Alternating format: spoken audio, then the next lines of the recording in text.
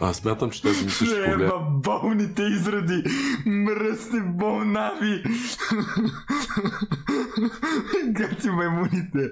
Много добре на всички, защото чухме всеки един какви звуци издава. За съжаление не чух Йоанка. Много ще ми е интересно тя какви звуци би издавала. Мога и да така си представим, че ако би Йоанка издала такива звуци, биха нещо от сорта на или някое такова, но беше изключително красиво. Беше като в джунгла. Чувствах се като едно малко зайче покрай мечки и лисици и крещи.